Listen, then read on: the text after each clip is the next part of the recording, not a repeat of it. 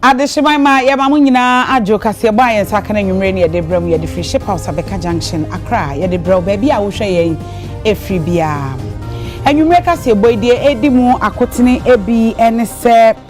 Mampeni John Dramani Mahama de Atuja, say, and Tokwa, Ekoso, Ewo, America, US, or Matwashe, Iran, so no. Sebeka Yempo, a sika Simwana Bibia Mua, a idea by no ever do betty bia. Na wode akata ana wasomu se de be yenko for how emreye abanche se ya wode aba se wo fa so na ema mu asese trip pad wache e di amagana for no Ghana bampen be de chire gina so a ema empemadu 30,000 and a party once again ora afenyoma ken no sahene na woka se aban adenti na wo kire se licensure exams wantwam na wamana tena ho saa ebu nchiremu beba forms and saying Ghana di chebi koto ye se won kondo se wode wo ho e hye bambo nyum bekwa hudu me nakoko ye si wan tane nam so modum kuma no wakasa e dia fa policy rates na Bank of Ghana wayi ana wate so amana ba fom enkane no nanka ejina ohamu chichemu edunu machiripodnum na so sei aba 14.4%. Na nsa we mu hia akonya nkwanhia e wo temampatem hono no mpinfo atabedwokuo se wonyem hwehwem Ensempi kan won ye de bremo kasebo emu enwako ya daro yemfa seda ema this way chocolate drink in we here no eno a ene unsu share special is with us special range of drinks best point best assurance YouTube channel kan ho be wonyina no wo bo ye chidom akenkan for ye me Sadat Muhammad Mene akosia sapon afei ye bora ensem ni mu e de amampanyi John Dramani Mahama eno o chese aban no yire ne ho aye adwuma nyina bi se de be ya ye nsikasem ene enuoma ahodo a yesu ho esan eye America ene Israel wo matwahye Iran so ye nyina enim se enuoma bebre na esisie ohaw bebre ene de beba aman ahodo so emom enye ye ne ekono de nanso enuoma bi wo ha ye krafiri aman so ene eba ni nyina mu no nam so amampanyi kire se wo yire wo ho aye adwuma nyina bi se de be ya wo betimi asi ohawa e de bebre ye na no kwan na meka se bibia efre brofo kasemo resilience ewiase enyoma timisi te se ye wo ho a covid-19 baye echire Russia Ukraine war wo ho na bibia ba se wa ma usika semu anya den a sa nyoma ne ba na ama economy na bofom enti ya stability ye wie ye pese ye ma yesika sem ye den economy ne ye den se ne be ya se hwan ni hwan na kontokwa se hwan na kontokwa ye economy no benya honden na etimi astande sa shock no na mi wogidie se enyoma ya toto no sa afi ba kuin ama ya economy na enya honden enti wo yi a Israel ni Iran ni hwan mo kuin nyame adom nti ya economy no ebetimi agina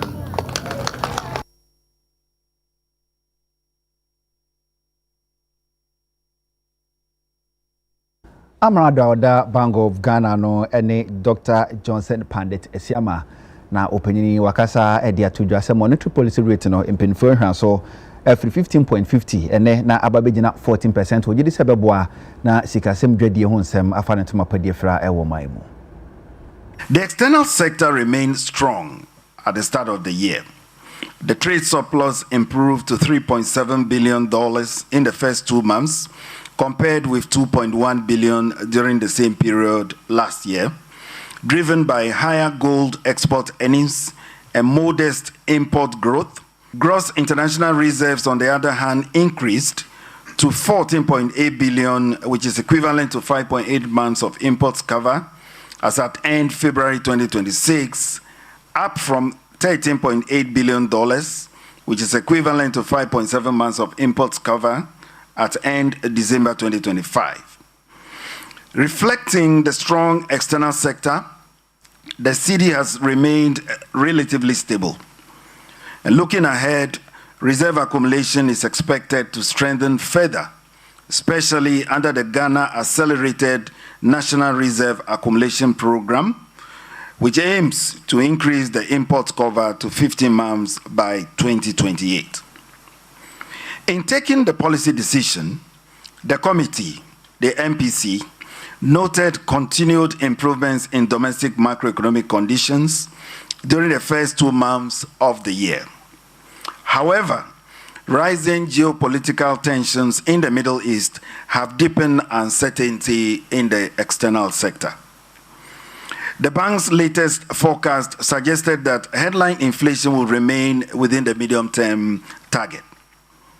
An upside risk to the inflation outlook includes the likely pass-through of higher crude oil prices and escalating geopolitical tensions. In the view of the committee, despite these upside risks to the inflation profile, the favorable domestic macroeconomic conditions, and also the high prevailing real interest rates, these provide scope to ease the policy rate further. Consequently, the MPC decided to reduce the monetary policy rate by 150 basis points to 14%. The committee will continue to closely monitor developments, especially in the Middle East, and its potential implications on the inflation outlook. The committee stands ready to take appropriate policy actions as needed to safeguard price stability. Mampanyi John Dramani Mahama ene na pamfoko pie mu ewo Domahin Kro abra na womo ede 24-hour economy edwa wonum eye sede be ya beboa ama nhyehyeye a wode ato ne be ye adwuma no wom kotwa homemu a eneyi be fiti ase ye adwuma Tiatina se ne yese o ye be 24-hour markets ewo Ghana district bia Inti Ghana ha your districts 261 na yentwe bie nja yankase ha ne to abama ye ha omo to amaye inti ama omu bi obia 261 obia enya 24-hour market TV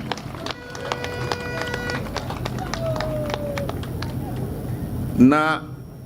eyedwa se ye pia montena ye de asokobɔ foma mu behu ne drawing wo ho mo behu se na yewia edwa no etie enti na de ba se ye de aso bebɔ fom na yesi ya sha se ene Domahin Kro dia na edwa bia ewo nyoma bebre ewom ye wo office aye krache form behwe edwa no so omo office ewo dwa no mu Yewo daycare center ye kindergarten nti ye maame mo ene obi a oye adwuma wo market no se wo wabofra a wo pese omohwe no so o de no be call daycare center na kindergarten no na wo ton ade no na ono so usua ade yewo baby a friend no hospitality area ho ena restaurants baby a toto akoko onkoko nketenkete ye toto nam ne ade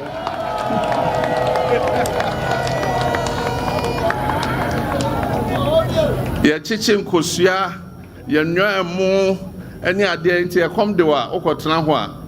na air conditioning ball na eja utwa wenum afenso edwanum ye wo police station nti obi wura ho na oyese obehwimade anase obewi ade akọ moche na mpachoma mombo no mo de police station wo ho mo fa no nkoma a police for no edwa bia nso ewo fire service station nti sa eja hyehye ne ade eno de fire service no ejina ho a nti se BBC a enya afi ne ekofre fire service for ne aka se o ye kohwe nsu aba fire service ne jina ho a afenso ye wo clinic wom enti se obia ente apo a eno ani se wako clinic ho na wakoje wayaresa afenso ye wo cold store ewom enti wa woton nam and coconut fish bibia cold store wo ho enti went me Antoine what the bekwa kwhye good cold store no na anopa wasa ebeyi wade ye wo bank hom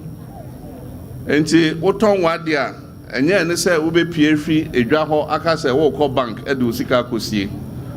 edwa no ma bank wo ho enti wo ra ho a na wo de osika sie ye sha se ne Emma Bank I kind Women's Development Bank.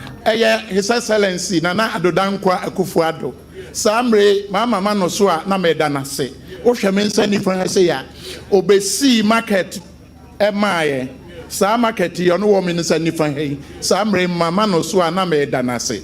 Yewura market yo obesi yo no ni. Yewura ade ba ko pa a odija ye agenda 111.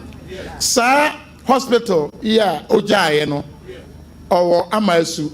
yewura opaja no hopa na ba bia aduru no yewura wadaroma akoye bibi se aka ho yewura wabai nimse ho sika no ordene nso yewura hwehwe ba bi na fa beto aso yewura enya agenda 111 amasu nkoa ebi wo Ghana mbiaye nyina. Commissioner Oda Aircraft Accident and Incident Investigation and Prevention Bureau ano ene Ura Jona Wumbote na opinion wapao Captain Paul Fojo say wonhwe na nansan wimuhia etofom ewo temampatem ho no wonfa hwehwemu mapa engwapo no so emfamfa ho. AIB Ghana had an information that an aircraft was involved in an accident and we rushed there as we are mandated to pick information, the preliminary information, to see how we can start investigations. So just to give you an update of what has happened and what we have done so far, we had that information that 3i Sky Arrow aircraft, a light aircraft, was involved in an accident with registration number 9G ADV coming from Ho to Accra and got involved in an accident as the location I mentioned. And so as the law mandates us to do, we have started our preliminary collection of data, the information that we need to help do our investigation. So far we have gathered all that we needed to use for the investigation. We have interview all the eyewitnesses to hear what happened. We have also gathered all the investigation. We've taken our pictures of the site to see how it will help us have that investigation done. The second thing we did is to get the wreckage secured. And so yesterday we went to collect the wreckage and we have the wreckage secured so that it will help us do our investigation. Now, the next thing to do, as the law mandates us, is for the commissioner, which is myself. I have to institute an investigation. And so I have done that. The second thing is to institute or to appoint. The second thing is to appoint an investigator in charge. And I'm pleased to inform you that I have appointed a seasoned investigator who has seen it all with so many years of experience in flight. A Captain Paul Fojo, as the investigator in charge. So Captain Paul Fojo will lead this investigation, and all the things that we need or he needs, he will get them, because we have already gathered all the information. I want to plead with Ghanaians, especially those with social media and social commentators, that AIB Ghana has all that it takes to do this investigation, and anything that we need for this investigation, we have it. Reach out to us if they need anything, because we have all that it takes to do this investigation. We are in charge and we have what it takes to do that. Yet also Ediana Osahine Afenyo Makin wono ena woye minority leader. Na wode ato eye aban nanim se aban abra na ye kwa akoto aba afimpinu ne aduonu nan no na wo ye campaign e ka se licensure exams oba ubetwam se atintontan afede oba ya wo se wa be renew no chese wa ba be revive no kra wa be kenya no ama na timi asan akonanim eno na kobasa enye wa ni ubo hye so eti wodi nsemu ya tudwa. When a party in opposition makes promises, an electorate rely on such promises, even when they know that the particular matter they are complaining about is good. We must be careful and take everything they say with a pinch of salt. They said boldly that they were going to cancel the licensure exams. They told teachers, they promised them that in their time, there will be no writing of licensure exam. Mr. Speaker, they included it in their manifesto. Mr. Speaker, we are not interested in other conditions they claim they added. The language was clear that you would abolish the licensure examination. You don't walk the talk. Your government is a government of a walking contradiction. You say one thing and do another. You must eat a humble pie. Concede that after all, Akufo-Addo government laid a solid foundation. With time, the people of Ghana will know your true colors. Mr. Speaker, I leave them to their own fate. If today Akufo-Addo's government was a good government and introduced policies that today you are continuing, we've heard, we've seen, we accept, but posterity will be the ultimate. Examination to be licensed as teachers at a fee. That was what we were against. That was the complaint. So what we said we will do is that we will include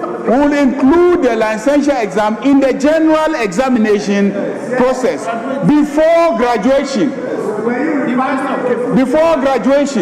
So that the curriculum that you want to deal with as the one that will inform the licensure examination will be incorporated into the general curriculum of the college, so that in the general examination those aspects will also be examined, so that when you graduate you become entitled to be automatically enrolled as a teacher. So let it be known to teachers that from today onwards,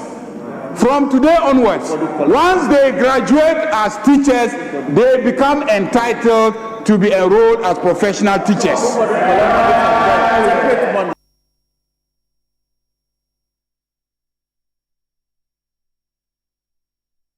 Awie, yɛbɛsrɛ mu na yɛahome kasɛ bɔ no so mu ne yɛntena yɛba ne aka akyiri bia no yɛde bɛso mu.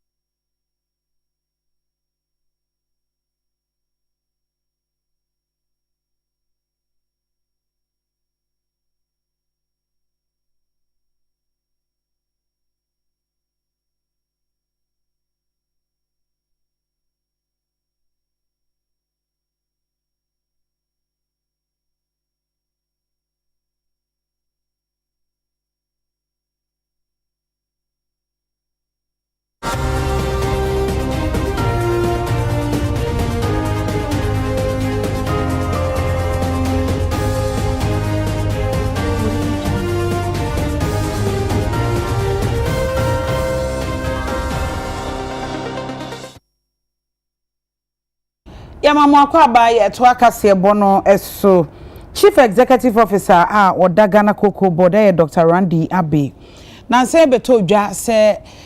cocoa ekuafo omdom cocoa mahata wo kama wo de ekọ won meto cocoa no ho a so wo nto ebi kura nam so ama binum yare ebi kura nya pressure ni nyina ne se yese cocoa ni yesa ba bete so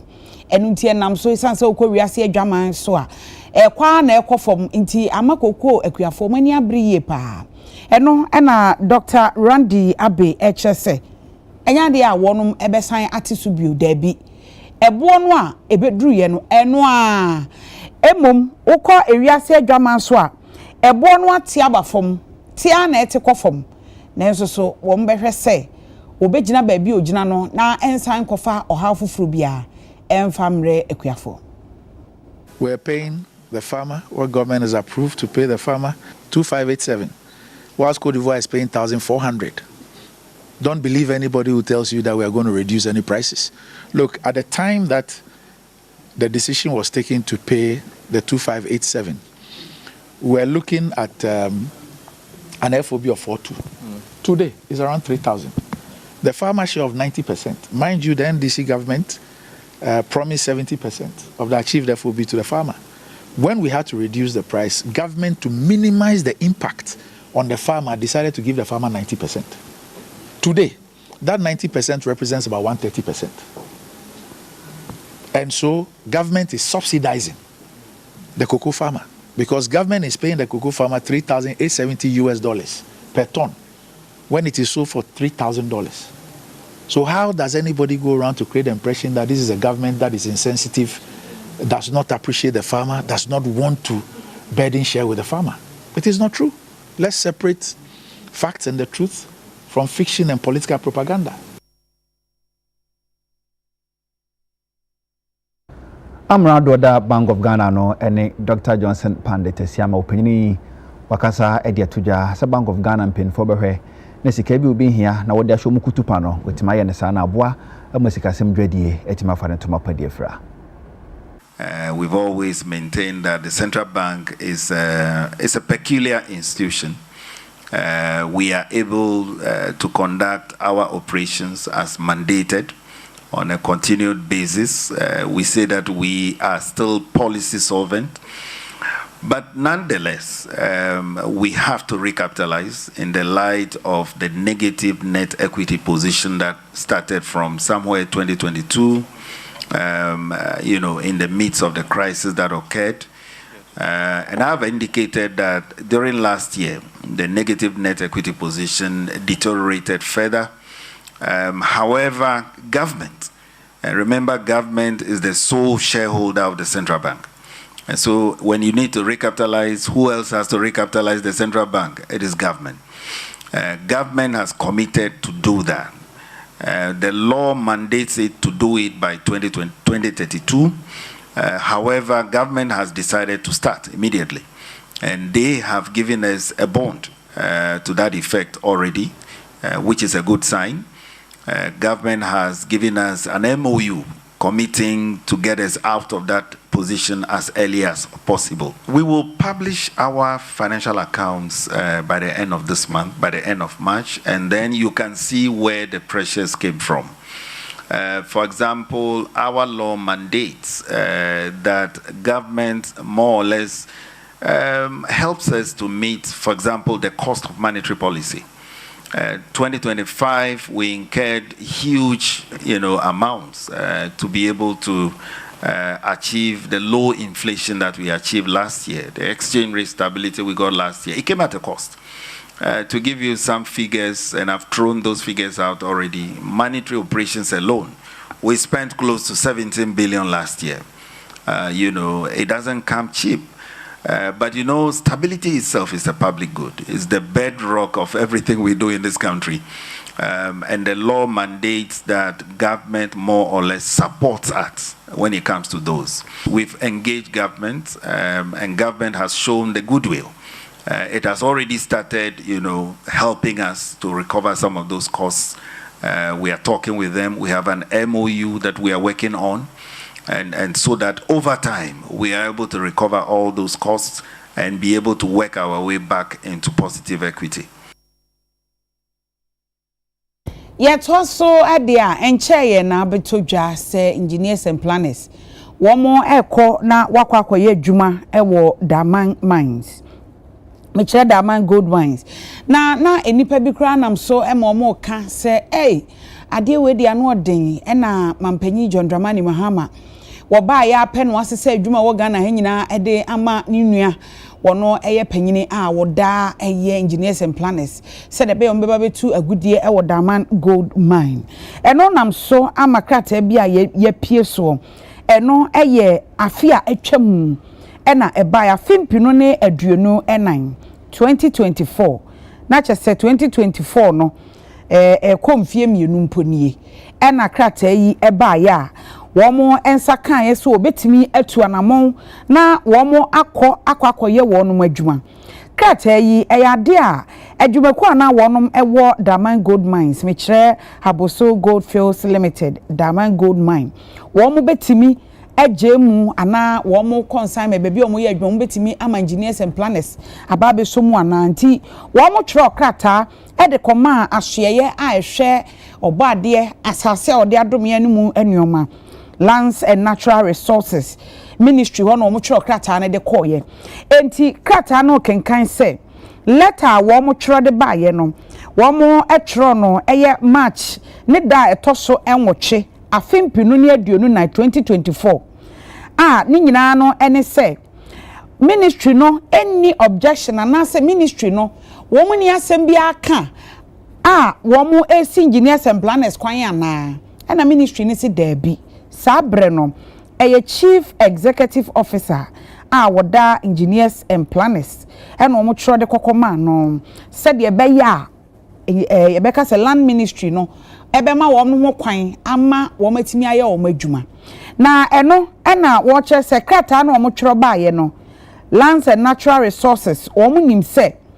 engineers and planners aye adwuma no ache nti adwuma no wom nim se de yesi eye no eno nti ejina womo de omunim ene krata womo tro baaye no omo ho kwan se womo betimi akọ no omo ne Haboso Gold Fields Limited womo akotena se a negotiate anade se womo ka bia womo be ka me ama omo ho kwan ama omo aye adwuma no womo atimi aye omo adwuma se de se na efata bibia ni ho esi kwan sa bre no 2024 March ni mu no bibia ni wa esi womo ho kwan womo konom kokasa na entiase ye adwuma na afi womo atimi akọ intikrata ye de koma womo no chief director no wo ministry ho Professor Patrick Agbesinyale wono na ewo ho a wode krata yi ekoye de ekokoma womo se womo ni asem bia aka wo ho na emum womo nkono ne adwumakuo no nkotena se womo nsi nkonwa womo kana bibia asi a womo wo ho kwan tikrata we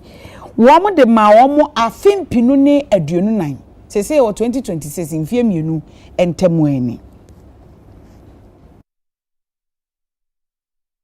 na sasem krona ho no na betodwa se 2002 na engineers and planners no omo ye adwuma edesum Haboso Gold Fields ho no mo Daman mines ho no mo boa ama mpenfo tu fo magudie wo ho na nam so ma EMP mechire engineers and planners na chiro krata edekoma mpenfo so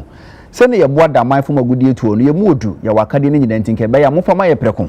na yentimi enye ha no mo adwuma nam so ama 2022 no Gold Fields mpenfo ene EMP ekuo no esi nkonwa se mo pede a ene na ehu be hia se mo amode boa ye wo Daman ha no wo se mo mfidie nyina no na mo di firi ha na afi ye hu ni se mo pekwan se ye di adwuma na mo preko na mo yesu adwuma na enam so ama September 2023 hono no Gold Fields mpenifo editor Haboso Gold Fields Limited anim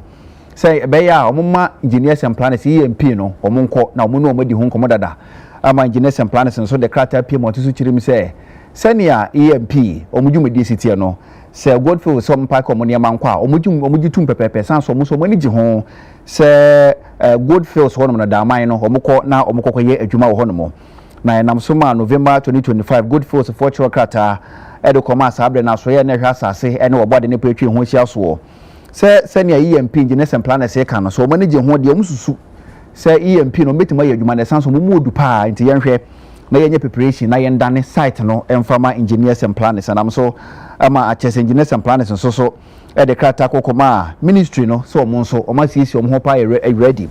sese adwuma na de mo so behwe na omo tumi aye na ministry ni nya krata no e no wotonsa e de fe Goldfields mpenifo na wotonsa ento fe engineers and planners say engineer wo so betima aye adwuma no Goldfields say emfama ho and nti na mo nhyɛ asena mo mboaboa mo ho Goldfields transition ni nyina no mo fa engineers and planners ne nkan ho se na be na wɔkyena bi no mo gye adwuma ne de amo mo a omo hu ba bi omo hyɛ ase e de afiri na no na nam so a ministry ne da betu dwa se omo sisa gyina ne sense nipa bi nso yɛ adwuma e wɔ daman ho and this aba be dane site no e de afi Goldfields nsam na ye de engineers and planners a omo mpɛ sɛ wɔn a wɔyɛ adwuma ho no omo adwuma e be hwere omo enu nti e na omo yɛ sɛ transition ni nyina no yɛhwɛ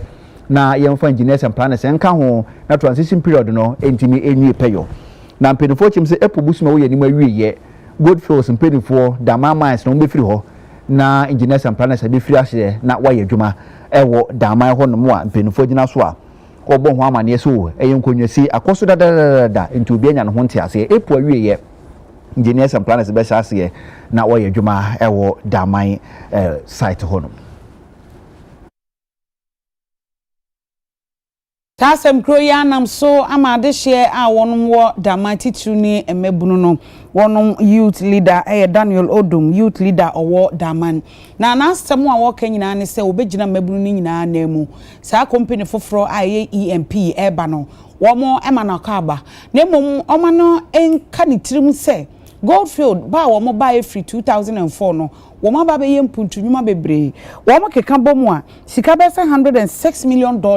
and was say e wade hye a won mo empotamu ho titiru wo ba bi ti se Prestia Huni Valley eno e wa toye mantam ne empotamu a wa ye adwuma bebre wo ho wo se wo hwe daman takwa kwan no mo na ye agricultural rehabilitation jobs wa ye funding e de ama local development initiatives ahodo e kwan no nko wo mo ye kra na ye $27.6 million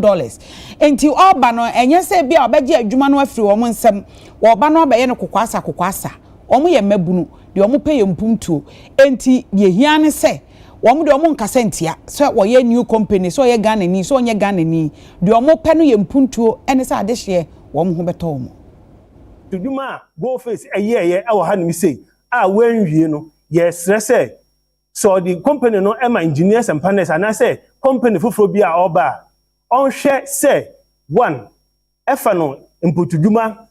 efano kwan ana Goldfields eye odaman wanwie ye town road eye odaman ye many town road e wo ha ni say Goldfields say oye bi wanwie ye sre say company foforo a oba no omehwe na onwie ni nyina ema ye se na be ya yenso ye motorable roads no betumi ayeye e wo daman township ni eto subio daman ye clinic Goldfields esi bibi ti say chip compound but ye hwe time on bi si na be ye mfie adudie samre daman kro na nyini nipa dos wo nti ye sre se company foforo ne ba ombo modern na ontre hospital ni mu maye na meye hospital kese a betumi agye ayarefo bebre na daman fo nso ama obi yare anya efe ne yedin be free hanom akotakwa efiri wonum nso ye sre scholarship and a graduate training and employment and ekwafo support na Goldfields ede mom no company foforo na oba no money we free say sa de nyina obetre na shame no watoa so na puntunduma ene sa ahotoso no da man ye tumi enya so mfaso afri gudie na ehahase na yetu no Goldfields ababe ye bi eko nebre ya so a oko ya sre oman no na ya sre aban na ya sre aban ni mu mpanyimfo se company oba be fa adwuma no nya yesre no ene se said ye Goldfields eye no omra metoa so Goldfields employment oye Goldfields emabuna wodi wo su adwuma Goldfields won a wodi wo su adepam wodi bi ko schools scholarships ahodo yesre aban se company wodi adwuma no ebe mano no on kanche company ni se oba on toa so ensam na ekoso no anase ebi mu diko gu frama mu no anya da amanfo ya no asem na mum da amanfo ya no asem ni se Goldfields for buy no amo baba ye bi ewiasi enimpa bia ni hono mo 100% apart from Jesus Christ nti de obi bɛyɛ no ɛbɛsɔ obi ani ɛnsɔ obi ani ano ɛyɛ nokorɛ a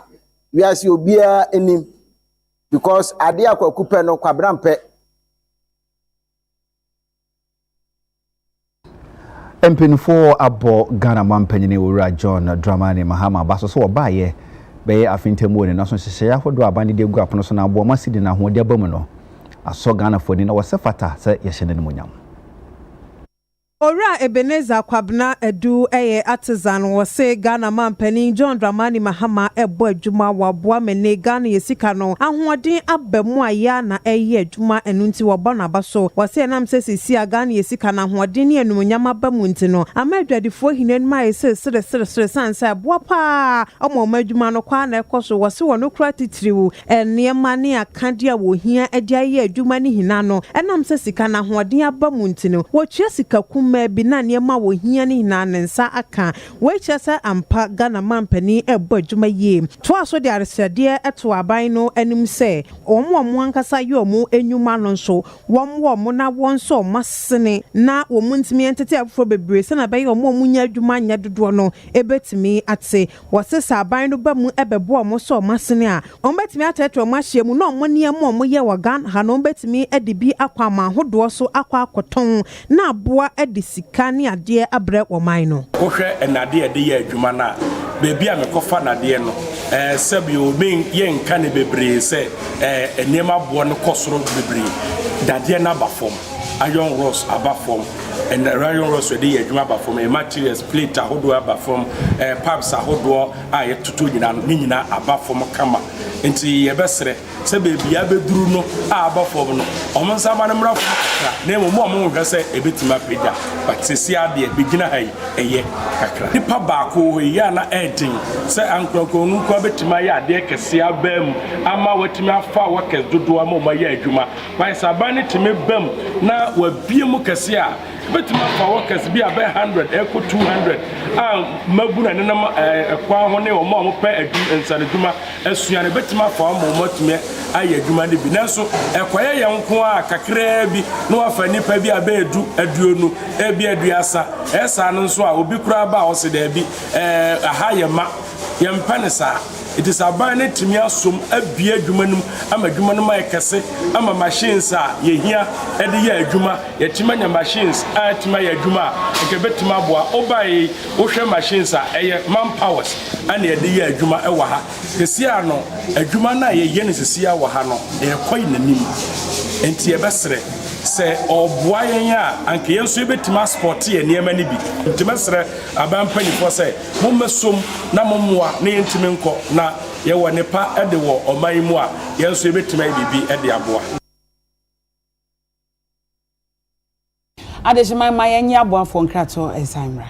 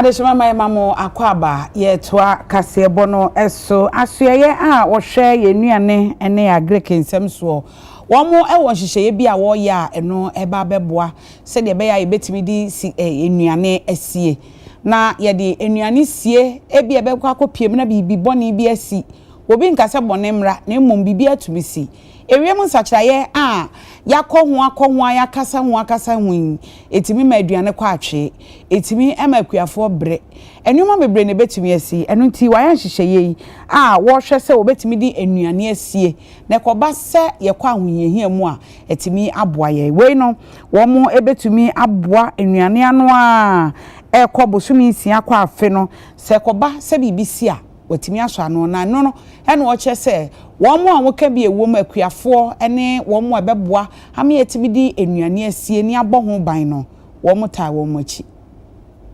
with the local products no I think say betumi aboa oman nyina especially when the government is really investing in Feed Ghana program no it will expand farming production betumi so aboa ma individual no atumi partner for everyone to invest. Ebienso no ebetumi so aboa ma individual can have access to a local rice at affordable price. And there are some if we say you share my ma edumre bia if you want to me baby na farmers nya amount for monto na essay inti say our warehouse na ebu bebre a betumi akipu bi titama ye hunye hian no say bia medin toast ye example ebedumre bi na toast boy fofofo they say akwa okodwoma am say 4 20 cedis ti say our warehouse na etumi store in toast wa bra edumre a ebuso a there be no a price fluctuation no kra no a be stable kakra adwempa mayen e ma mining na because aduane ho ye den a e be ye how ama mine no enti yen de ye taichi e gratis foundation. So yes, CSR is ready in terms of the preservation, nutritional value, everything. CSR is ready. We have the capability to contribute to that. So yes, it is a good initiative and CSR is ready to assist. The main one say a very good initiative from KNUSC point of view. In a sense, most of the crop go waste after harvesting. Yen kra no ye wo asase e wa homa so kase pa at the moment ye de banchi ye de bro na ye de be beans na ye wo menso e wo palm plantation and also wo it's in nyina wo ho ayen betimi aboa very good ayen betimi aboa aban initiative no de be boa pa say omotimi boa businesses are omotise here growing vegetables in a large scale omo betimi kra aye food banks no e wo ye farm no so sano na ya kratimi deliver ema market no so that it reduces like everything at one place. Also in different areas to reduce the transportation costs na farmers ni be face. Awutu Senya West DC Krache unumanyamfo Kalala Nyamiche ene wo mrashi bedwani unumanyamfo Gezela Tete waka won to mabwa no bola bia awon patemfo no mache pa na bola na nyini etwemu be yemfinhye 60 years mpinfo kutu ogiri se beboa wana pomode honsam kae Saukopiem ewo Awutu Senya West District enkronsia a eye Awutu Breku Awutu Obrachre Akufukrodua Adawukwa Papase ene Awutu Bontrase sa enkronsie na bola esum honoma efieduosie nie ene DC Kalala Nyameche ene mrashebedweni Gezela Tete akabom akwakoye omadom etu bola na se ede efri ho ede ama wonum na bola emra na ewo honum na cholera etu atese malaria nsokra de ne yenka womra UTV kasebo ye DC edi nkomo no ode tudwa se na hu hia so mutu bola na se edi free ho ma krom ho eyinka esanso ema yare etu atese na ne de a ometu bola yi edi free ho de ebe ma krom ho ayisham ya launch ye campaign ye evacuation of refuse abua pe wo Awutu Senyaman and musamanga se mo be ba ko anase mo bedim danse a eye akufkodua enra yedu ho mo no mo sa bola no is more than 60 years nti launch sa campaign a yede etu bora anase fiase wo kumam edika ahemfo no and medaka say dwumadi lunch yi ahemfo no de ho ahyem pa because yankan say kwara na say malaria epa enim ohen biara enyim DC enyim NDC enyim MPP tebese ho no bia mfa no hyemu na ye kase ye ba wo area na say yan ye kase ne ye district sanitation day a obi ade no behyemu na na wo say na yaye in the coming days no the sanitation bylaws no we are going to strictly enforce it. Paul na che be 30 years ni na yaya say nke be free ha but ya na asan ba na edaho a be pim ende ye DC ane ye MP Gizela na nyamia ya adom na abanya ma omo kwan se omo meyi a ne de kan se be da omo ase emeka chense nyami sha no nyami ma na woni se na adwuma pa na o da start no se adwuma pa no de nyami ma na woni na ntumi mfa nko ne oha we ba ni se edu krom ndi yare ba kronim ndi eda MP na DC na assembly fo nyina ase.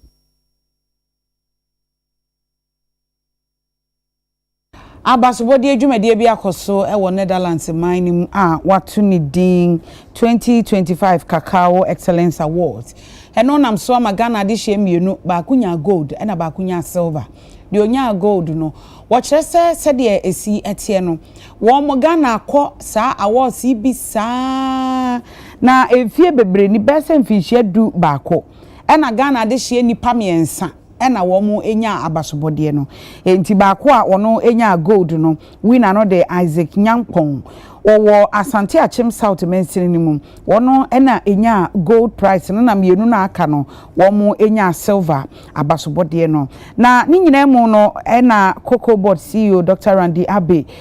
wode abasobode no eche no oche se uba Ghana maimu ha se ya cocoa de no a ena yedi eye bibia tinyamia ya dom na se wo ma anya abasobode se ya obebo ma baso na ya de nyamia se in the last 11 years, we have won awards, but our best has been the bronze category. That is the best that we have had in the previous 10 years. Our best has been the bronze. This will mark the first time that Ghana has won gold and also won silver. And it's not just one silver, but 2 silver awards. From Okare Krom in Asante Achim South District, we have Mr. Isaac Nyampong. He won a gold. And then from the Achim Osiem, in the Buakwa North Municipality, we have Mr. Isaac Asirifi Dako, silver. And also we have from the Kpom Praso, Asante Achim South District, Mr. Otu Kabu David. Their achievements clearly demonstrate that Ghanaian farmers continue to produce cocoa beans with exceptional flavor quality that can compete favorably on the global stage. It is also worth noting that these outstanding results reflect the continuous efforts by Cocoa Board to strengthen quality improvement programs across the cocoa value chain. Through research, farmer training and improved post-harvest practices, we're ensuring that our farmers understand that quality cocoa attracts international recognition and higher value opportunities. Management of Cocoa Board is therefore proud of these farmers who have demonstrated that excellence in cocoa production. Need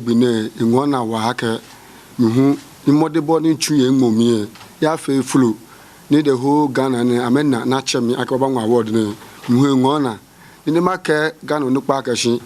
Walone as a Namakaba Hawa, Kabawa your side when were your Wakura to BPM or government by Nabawani, Amekwa. Scholarship ko ba no ho amakwa few no ho nichumu no ochu no omiehye wo hi no ochu enti manya anigye ani ahotoso bebre ani esu ho amanya no me ankasa me de betoa me kokko adwumare ne so na mama me nuan makuafo nyina so ate na onyina anya rehye mu se akwankyere pa Cocoa Board edima Ghana kokko akuafo no esumu yi abeboae me wo ho no akwanya abai ni nyina no se bra me bre nyina achi no aya me de akwanya se me yo mama me gold na gold na achi na ye gold keke mo so o se ka me bre de mo moa me na me bia mo so fa me kohwa abrochi ho na me kohwe ho a me ba na me de kwa abrochi be de gontew kwa abrochi be de den be nya cash na what the aboka bi kwa na demus akranya mpa wadwuma pa ye no inhira ba so imida obibi ase. National Anti-Illegal Mining Operations Secretariat, Trinity, FN NIMOS, one task force akwako PMU ewa toye etivedo mantemu meche Western Off region akwako hwese wana wo tu fuma gudia ennam kwa paso no bitimi etusa afo no sana aboa na insuonsua watimi abon ho ban na mpenofo de woni kire mu osu ya no ewo bodi mensini mu ewa toye etivedo mantemu na bragalam se fu hu omo pepepe ewo subiri so dadeɛ so mensini mu no na bo mu nyina no omdo ho ekanwura na namosofo no hunu se nneɛma omodi adwuma ne de dodo na de omagya wo akire ente yade omutimi sese dodo na no wache se entimi mmoa ema se wokyena bi no omusasa omachimpo eba nsuo no so a omuntimi enya adwuma biem na namosofo no kire mu se afide mu ntum excavator eno du funtum asase no omugya hodwane enti component bi ebo ma excavator ne timi adwuma yie no ayade omutimi tutuye de koye pompe machine baako enson omasesa dredging platform so baako aduonu baako 21 eno so omasesa chamfa machine aduana mbienu 42 eno so omokoto ya omatimi asesa na omoso omo afide bi afre no gold washing platform eno so 94 eno omokoto so enema omokoto ya no na chese edoso a omufiri ho nso no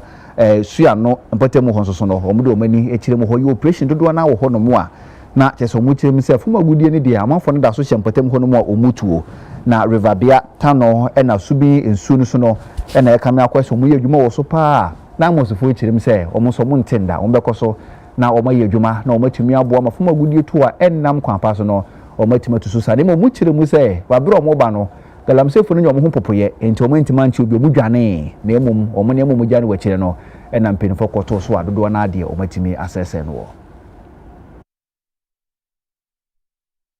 Ye kwa asante mantama na ye ko akwako pimu ewo suku a Efreno St Hubert Catholic School eno ewo Kumasi na rehosem a ebeto dwa ekirese eja eto ho na so fire service fo nso edru ho ntemu a wo mu ehwema eja no dumye around 8:05 that's 20:05 hours and yenya call say eja bi ato St. Hubert School, I will do ase. You drew her within about 5 minutes, which is about 10 hours time on your drew hanum. Major problem now because I know first classroom and other classrooms no roofing members no so na ewo. Enya de a bar form. Na first classroom ni de esan say Jane Shase o ho nti no. Ehye ma ehye omo nkora books a na ewo cupboard mu ni omo nkunya nyina ehye no. Other classrooms ni de esan say na wo say yetumi tracy jano ewo roof members no so nti na wo say yankasa ye bu ceiling no na yetumi hwe na yedum no se na be ya enko hye edan ni nyina nti within 15 minutes na yetuma continue jani nyina yentumi amano an spread bio. For now they suspect electrical fault, but for now no yentumi enhu ade crop potting a mass electrical fault no by nti gusu a ye nhwehwemu na adaba ko e be kan say emse be ye ka ho asem wo classroom na ye old classroom and wire no ya ade a ye old usually you advocate is after 25 years be ya necessary cables no me by me busa ye mpanifo chese school ye 88 years and 88 years no wo classroom see one of the oldest classrooms wo ho no nti say 88 years ne mfa ne say 50 years e kra na classroom na dia na say wire no e ya ade 50 years. And that's way over time I was inconsistent cables no. And other problem ne say yeah nkasa no you use electrical gadgets bi na ye kwa ye hweso num no. And that's also another area you suspect but because you buy na ja no adu level bi a electrical ai bia no enya adwuma ni ntini ntimi nka say ye ja electric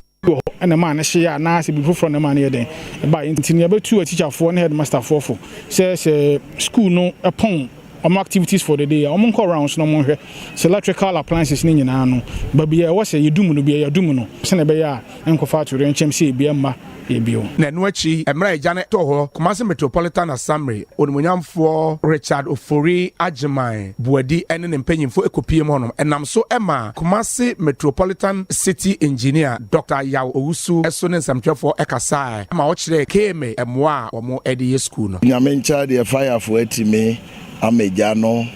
akofom be omugusu yo mo investigation be initial in there they talk about the electrical fault be chire no the report ba me on so te wana so on the coordinating director, regional commander, any team in our ha. Yababe Ashe. A dana cross remote and the Pesia Yanese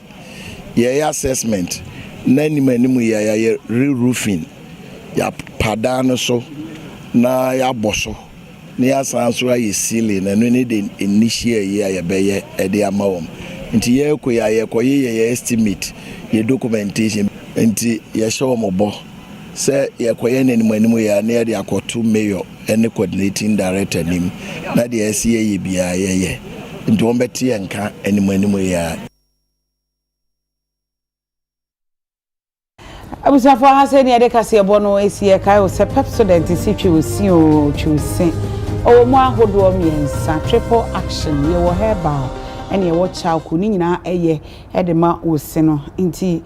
anopa no twi na nwumre wo beda na eno so watwi ekobasa wani nwehwehwam wo se asenka ni nyina na afiri ho botohuo ni nyina ebeko na neoma aye kama Mr. Pepsodent de bi wo ba bia supermarket wo bia wura ho a onsa ebeka bi ye wo ahodo ye wo keto ye wo kese ye wo sachet de ene ye wo nkwala de mpanimfo de no de man kwada na ya wo mpeso mbetwi o mo si kire se anu ohye pa e de ma wo nkwala ne de ebi o ma ye no flavor no ebi eye strawberry ebi ye orange de kama nti de bia akwala no peso twi ne se eya na wahwehwe bi e de ama wo ba no eno ene adwumaku osoya se sadat I can come for you, me. Sadat Muhammad Mene. Akosi asafo, yama mu ni hwa ade hye.